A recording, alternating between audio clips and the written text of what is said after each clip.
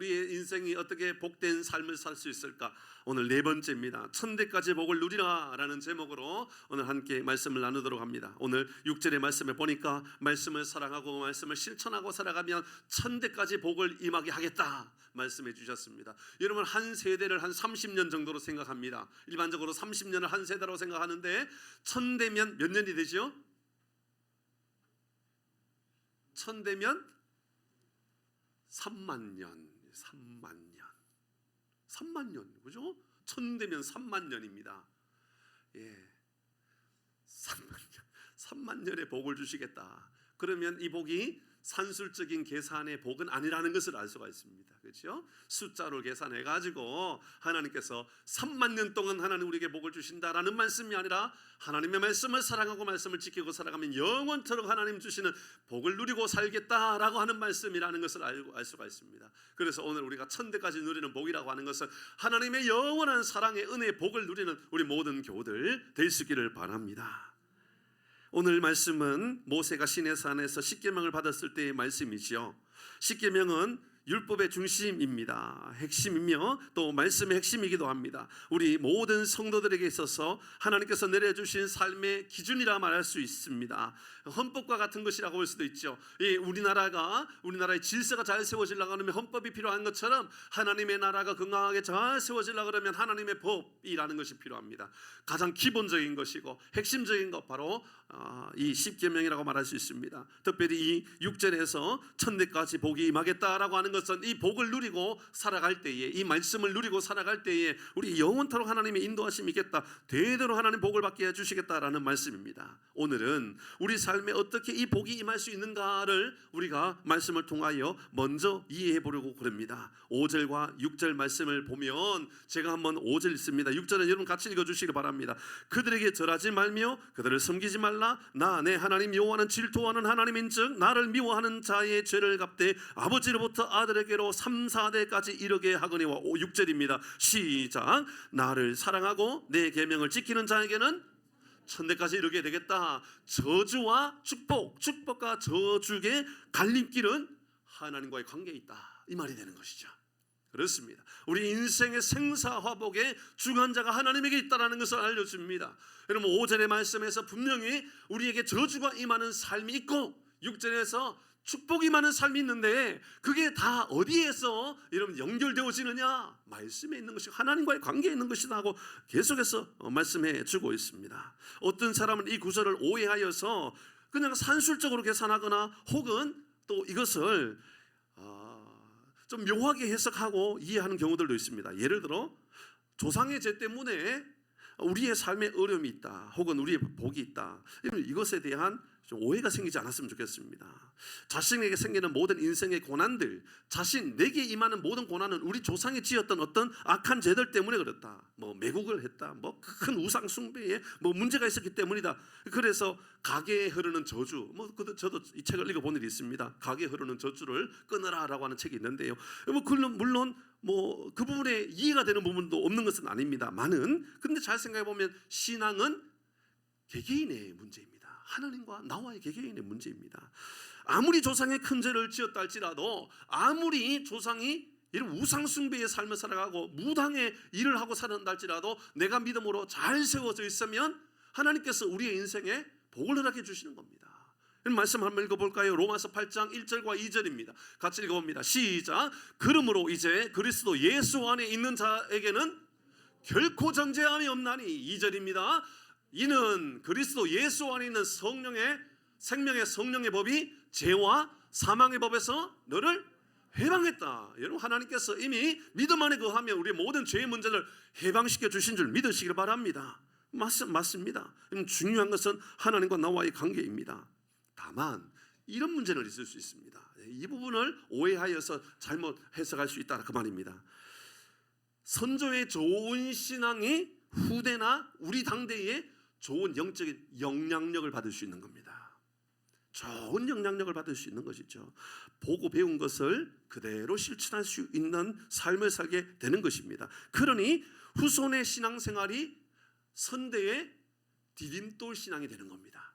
그러니까 우리 아버지의 신앙이, 우리 어머니의 신앙이 우리 당대나 우리 후대의 좋은 믿음의 밑거름이 되는 것이죠. 그래서 지금도 보면 종종 어떤 권사님이 이런 이야기합니다. 내 신앙은 우리 시어머니로부터 배웠어요. 이런 이야기를 합니다.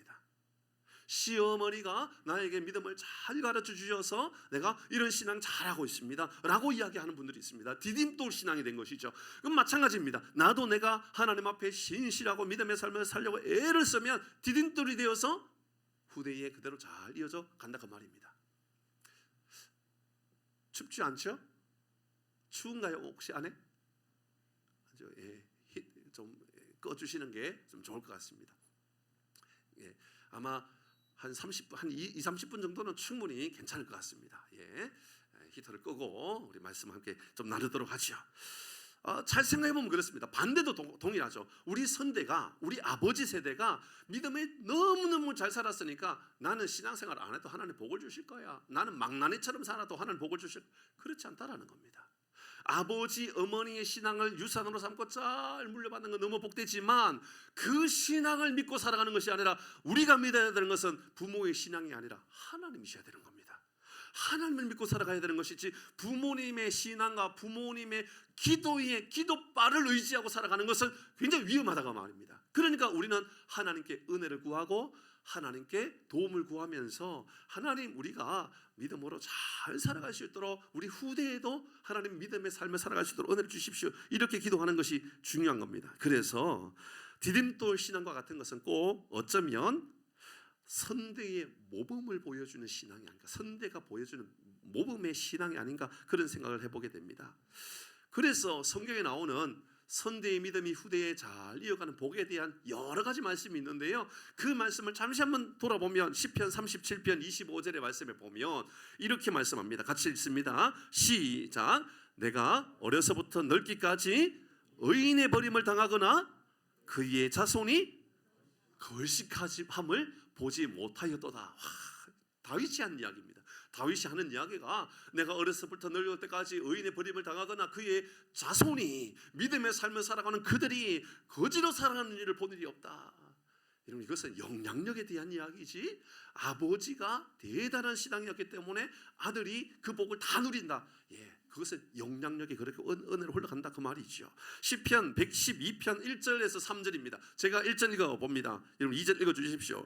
할렐루야. 여호와를 경외하며 그의 계명을 크게 즐거워하는 자는 복이 있다. 그 복이 어떤 걸까요? 2절입니다. 시작. 그의 후손이 땅에서 강성하며. 아멘. 어쩌면 여러분 지금 후손이 바로 여러분의 선대 이런 부모님이 믿음으로 잘 살았기 때문에 그 은혜를 내가 누리고 나도 그래서 믿음으로 살려고 나도 그래서 신앙으로 살려고 나도 그래서 감사하는 삶을 살아가려고 그래서 나는 믿음에 잘 세워지려고 애를 쓰는 그 은혜 때문에 하나님께서 우리에게 복을 주시는 그런 경우가 없던가요? 사랑하는 교회 여러분, 여러분도 훌륭한 믿음의 삶을 살아감으로 말미암아 여러분 후대가 그래서 자손 만대가 천대가 3만 년 동안 하나님께서 주시는 3만 년이 아니라 그랬잖아요, 그렇죠? 영원토록 하나님께서 주시는 복을 누리는 은혜가 있기를 주의 이름으로 축복합니다. 3절입니다. 3절 이렇게 말합니다. 같이 합니다. 시작. 부와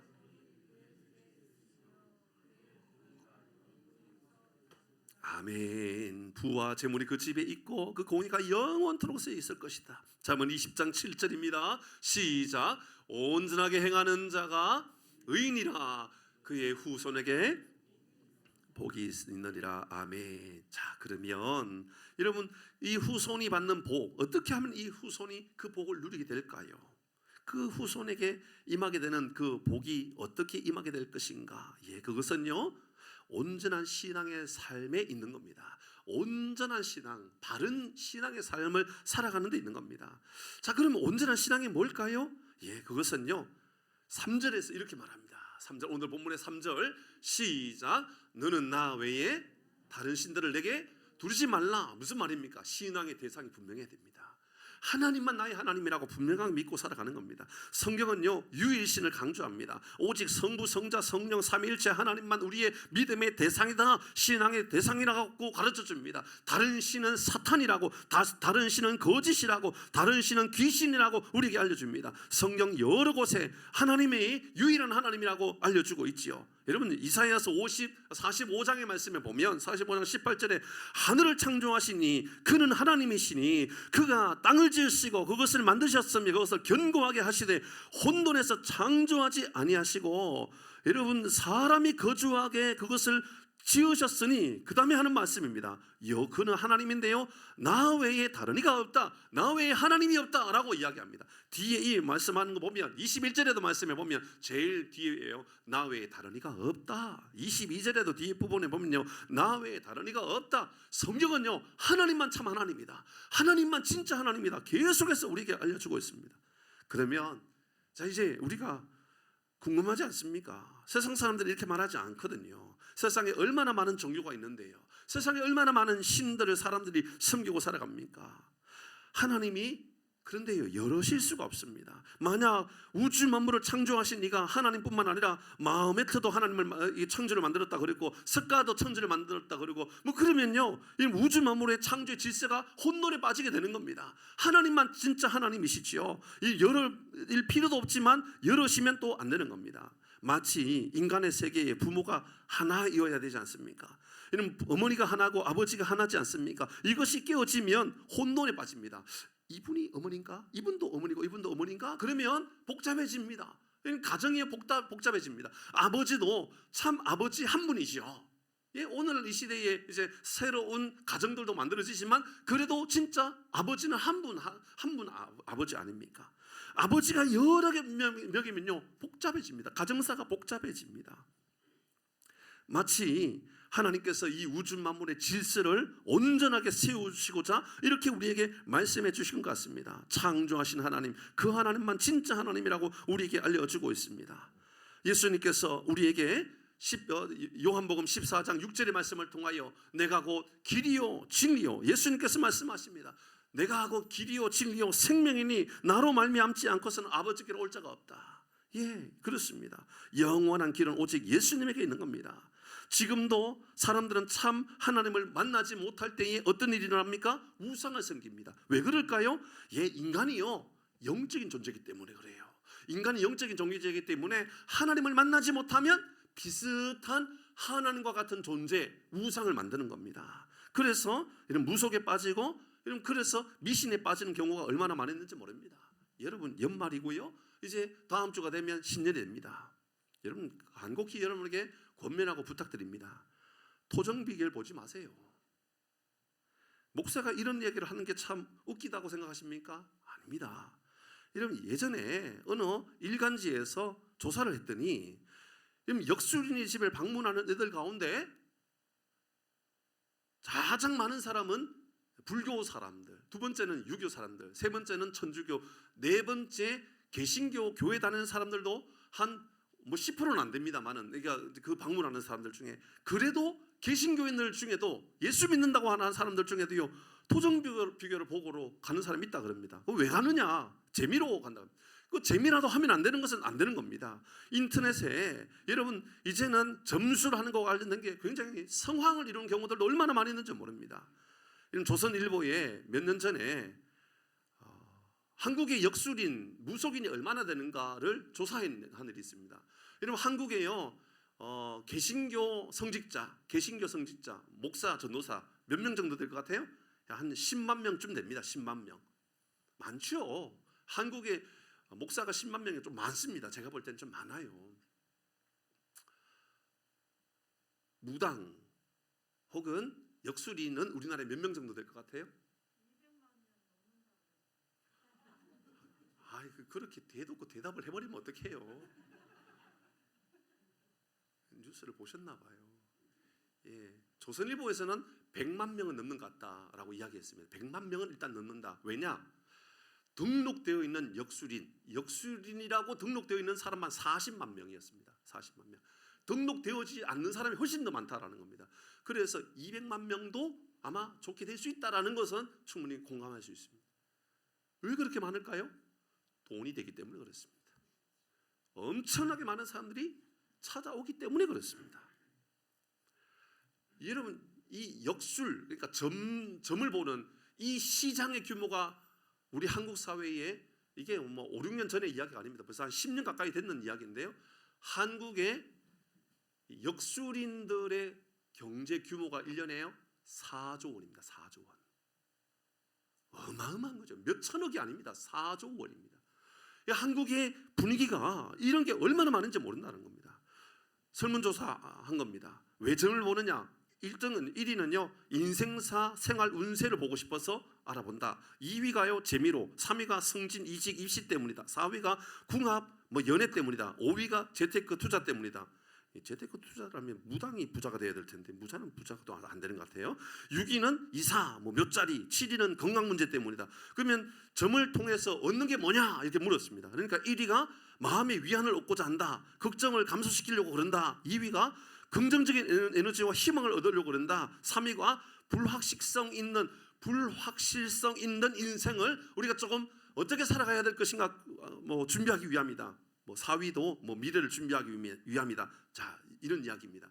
그런데 아주 재미있는 설문조사가 마지막에 나옵니다. 그러면 점수를 믿느냐 이렇게 물었습니다. 점수를 믿느냐? 이렇게 많은 사람들이, 그러니까 점을 보는 집이 그렇게 많고 무당이 그렇게 많은 우리 한국 사회에 그러면 점을 믿느냐 신뢰하느냐라고 물었습니다. 믿는다 믿지 않는다 무엇이 많을 것 같아요? 그 왜 가요 그런데? 이상하다는 거예요. 그러니까 믿지 않는다 신뢰하지 않는다가요 66%입니다. 그러니까 가는데 믿지는 않아요. 그럼 믿는다는 몇 프로냐? 고작 21%입니다. 그 다음에 나머지 13%는 모르겠다 재미로 간다 이런 이야기입니다. 이게 우리의 사회 모습이라는 겁니다. 이제 내년 되면 총선 있겠죠. 또 유명한 점집들은 성황을 이루는지도 모릅니다. 또 연말이고 또 연초가 되면 무당집 또 점집이 또 성황을 이루는지도 모르겠습니다. 심지어 공영방송이나 신문도 이제 점술에 대하여 너무 크게 어렵게 접하지 않습니다. 그러니까 쉽게 보여주는 것이죠. TV 프로그램도요 이런 점 보는 것과 관련되어 있는 프로그램도 있습니다.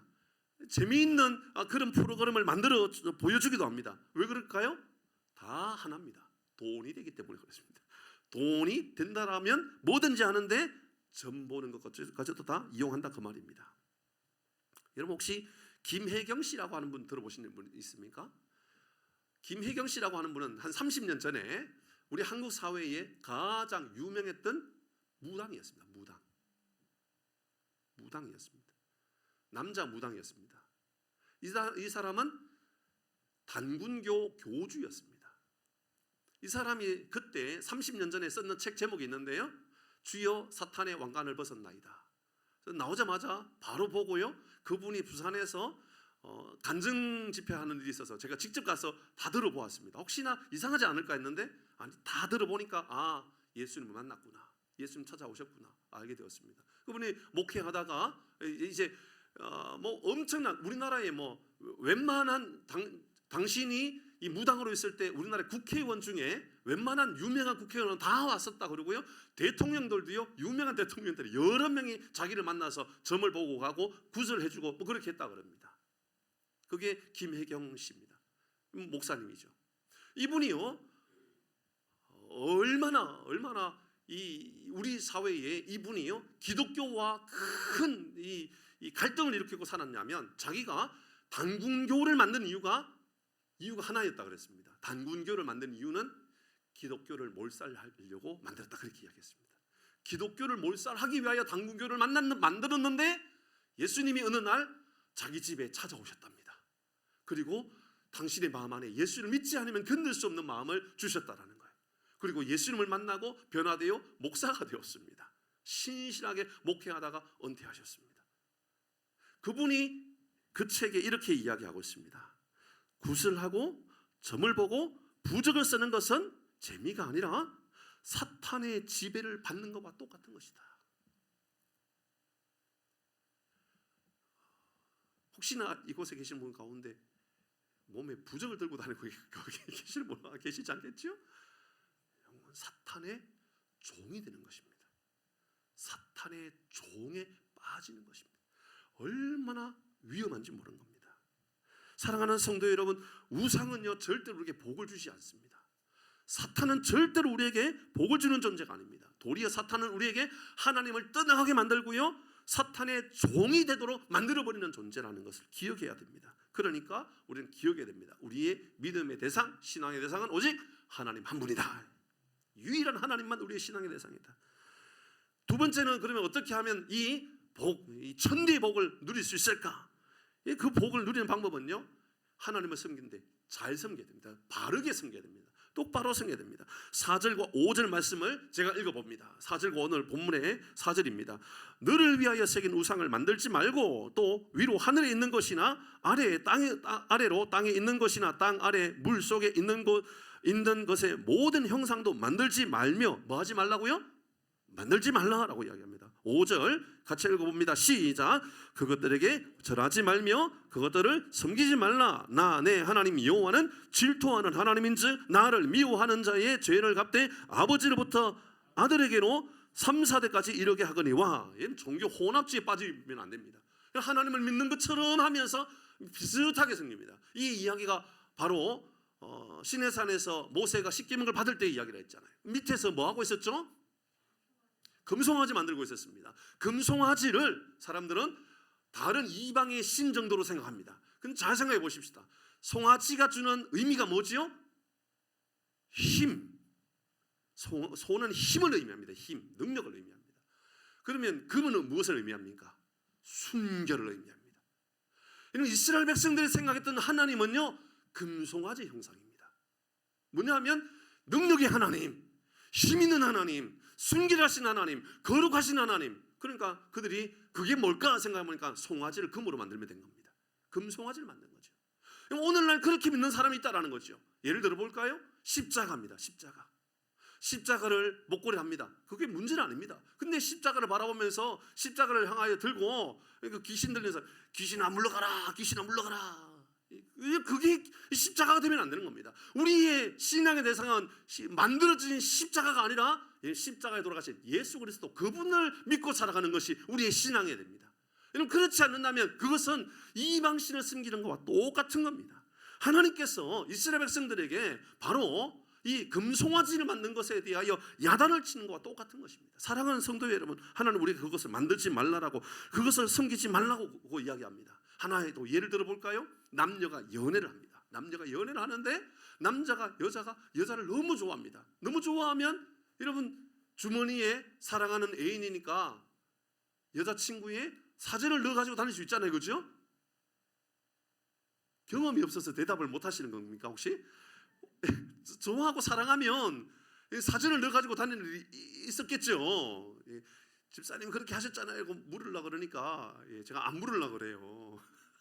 아마 사랑하면, 너무 좋으면 애인의 사진 정도는 들고 다닐 수 있습니다. 조금 더 심하면 형상, 이게 인형같이 만들 수도 있지 않을까요? 뭐 그렇게 만드는 것은 보통 수고와 노력이 필요한 게 아니겠지만, 어쨌든 뭐 인형처럼 만들어 가지고 내 품에 들고 다니면서 이것은 내 사랑하는 달링이야 그러면서 들고 다닐 수 있을 것 같습니다. 그러면서 늘 인형을 보면서 사랑해, 인형을 만들었고 사랑해, 사진을 보면서 내가 너를 얼마나 사랑하는지 몰라. 이게 사랑입니까? 사랑은 이게 아니죠. 사랑은요, 만날 때, 데이트할 때 배려해 주는 게 사랑하는 겁니다. 사랑한다면요, 만날 때 지각하지 않는 것이 사랑입니다. 사랑할 때 내가 먹고 싶은 것보다 상대방이 먹고 싶은 것에 대해서 먼저 문의해 주는 것, 물어주는 것, 이게 진짜 사랑이죠. 이런 사랑이요, 사진을 보면서 사랑해, 이게 사랑이 아니에요. 믿음이야 그런 거라는 거죠. 십자가를 보고 내가 십자가를 믿어, 그게 신앙이 아니라는 거예요. 교회에 나왔습니다. 이게 신앙이 아니고요, 믿고 예수님을 잘 섬기고 살아가는 것, 말씀대로 살아가는 것, 이게 진짜 신앙인 겁니다. 앉아 있는 것으로 끝나지 않고요, 신앙의 삶을 살아가는 것, 잘 따라가는 것, 이런 그런 삶을 살아가야 되는 겁니다. 하나님을 섬긴다라는 것은요, 돈을 섬기는 것처럼 비슷하게 그렇게 섬기면 안 됩니다. 건강을 생각하는 것처럼 그렇게 생각하면 안 되는 겁니다. 돈을 많이 벌어야죠. 세상에 출세해야 되죠. 근데요, 돈을 많이 벌기 위하여 오늘 교회 못 갈 것 같다, 더 출세하기 위하여 오늘 교회 못 갈 것 같다, 그러면 안 된다는 거죠. 자식 뒷바라지 잘해야죠. 그런데 자식 뒷바라지 잘하기 위하여 자식에 얽매여서 살아가면 이게 우상숭배가 될 수 있는 겁니다. 그런 의미라는 거죠. 세 번째, 어떻게 우리는 더 좋은 신앙의 삶을 살아갈 수 있을까요? 하나님 어떻게 잘 섬길 수 있을까요? 어떻게 하면 우리의 신앙의 그릇, 천대에 이르는 복의 그릇을 만들 수 있을까요? 세 번째는요, 6절입니다. 6절 우리에게 이렇게 알려줍니다. 6절 시작.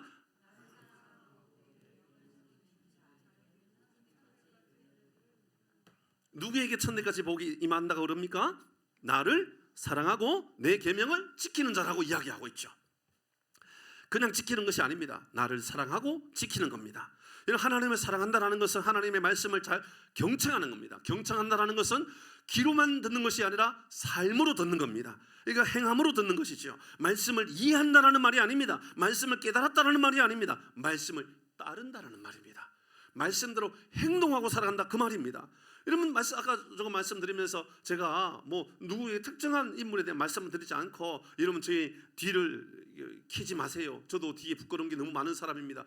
그 이야기는 누누이 말씀드렸습니다. 제가 중학교 때 남의 집에 도둑질하다가 잡혀가지고 경찰서에 붙잡혀갖고 뭐 그렇겠다고 생각하면 참 부끄러워요.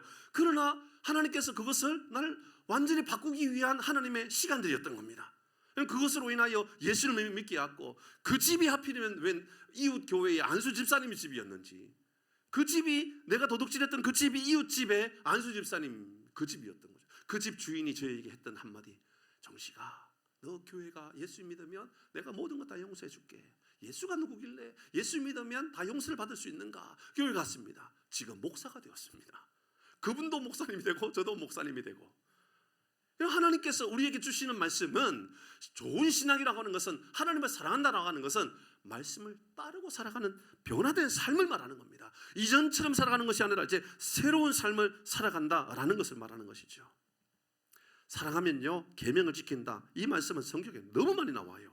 요한복음 14장 15절 말씀 읽어볼까요? 시작. 너희가 나를 사랑하면 그렇습니다. 예수님 사랑하면 예수님 계명을 지키는 겁니다. 그 다음 장 15장 10절에도요 내가 아버지의 계명을 지켜 그의 사랑 안에 거하는 것 같이 너희도 내 계명을 지키면 내 사랑 안에 거한다. 사랑은 말씀을 지키는 겁니다. 신명기 15장 4절 5절에요 내가 만일 내 하나님 여호와의 말씀만 듣고 내가 오늘 내게 내린 그 명령을 다 지켜 행하며 내 하나님 여호와께서 내게 기업으로 주신 땅에서 내가 반드시 복을 받으리니 너희 중에 가난한 자가 없을 것이다. 이런 말씀을 지키고 행하면 이 복이 흘러가겠다라고 이야기합니다. 주일마다 헌금할 때 헌금 기도할 때마다 자주 말씀드리는 신명기 28장 1절 말씀 같이 읽어봅니다. 1절 시작. 내가 내 하나님 여호와의 말씀을 삼가 듣고 내가 오늘 내게 명령하는 그의 모든 명령을 지켜 행하면 뭐하면? 지켜 행하면 내 하나님께서 여호와께서 너를 세계 모든 민족 위에 어떻게 하겠다? 뛰어나게 하시겠다. 13절의 말씀에 보면 여호와께서 너의 머리가 되고 꼬리가 되지 않게 하시며 위에만 있고 안에 있지 않게 하시리니 오직 너는 내가 오늘 내 명령하는 내 하나님 여호와의 명령을 어떻게 하고요? 듣고 그 다음에요? 지켜 행하며. 예, 이것이 신앙입니다. 4절 14절의 말씀에도 보면 같이 읽어봅니다. 시작. 내가 오늘 너에게 명령하는 그의 말씀을 떠나 좌로나 우로나 치우치지 아니하고 다른 신을 따라 섬기지 아니하면 이 복이 임하겠다. 말씀을 마무리하려고 합니다. 한 예를 들고 말씀을 마무리하려고 합니다. 이 예는 종종 전 처음으로 이 말씀을 드리는 거지만 어쩌면 우리 교우들 가운데도 이 이야기 나도 들은 바 있지라고 하는 분이 있을지 모르겠습니다. 뉴 잉글랜드에 한 마을에 한 두 꼬마가 있었습니다. 한 꼬마의 이름은 조나단 에드워드라고 하는 훗날 부흥의 역사를 세워갔던 조나단 에드워드라는 사람이고 또 한 친구는 맥스 주크라고 하는 맥스 주크 맞죠? 예, 맥스 주크라고 하는 친구입니다. 어렸을 때부터 한 마을에 살았고 한 동네 한 교회를 같이 다니면서 친구로 친하게 지냈습니다. 그리고 이 아이들이 성장하여 청년이 되어서 결혼하게 됩니다. 조나단 에드워드는 믿음의 가문에 좋은 신앙을 가진 사람과 결혼하게 되고 맥스 주크는 방탕한 삶을 살아가는 한 여인과 결혼합니다. 그리고 세월이 지나 8세대가 지나갑니다. 8세대. 오랜 세대가 지나가고 지나갑니다. 그리고 그의 집안을 다 조사해 봅니다. 어떻게 변화가 나타났을까? 조나단 에드워드의 가문에는 어떤 사람이 나왔을까? 맥스 주크의 집안에는 어떤 사람이 나왔을까? 확인해 보았더니 이렇게 나왔습니다. 조나단 에드워드는 후손이 8세대를 지나는 동안에 617명의 집안에 사람이 나왔는데요. 대학 총장이 12명이었고 교수가 75명이었고 의사가 60명이었고 성직자가 100명이었고 군대 장교가 75명에 저술가가 80명, 변호사가 100명에 판사가 30명, 공무원이 80명, 하원의원 3명과 상원의원 1명과 미국 부통령이 1명이 나왔습니다. 8세대가 지나고 나서 맥스 주크의 가문을 돌아보았습니다. 총 후손이 1292명이었는데 유아 때 죽은 아이가 300명이 넘었고 직업적인 거지로 살아가는 삶을 살아가는 사람이 300명이 넘었고 매춘부가 50명이었고 도둑이 60명, 알코올 중독자가 100명이 넘었고 살인자가 70명이 넘어 감옥에 있는 사람이 대부분이었습니다. 이 글을 썼던 사람이 마지막 결론을 이렇게 내렸습니다. 이 두 사람의 차이는 오직 하나, 믿음의 대상이 하나님이었느냐 아니었느냐의 문제밖에 없었다, 이렇게 말합니다. 사랑하는 교회 여러분, 믿음의 세대가 1000대에 이르러도 하나님께서 주시는 복을 모두가 누릴 수 있기를 주의 이름으로 축복합니다. 로마서 11장 36절 이렇게 우리에게 알려줍니다. 시작.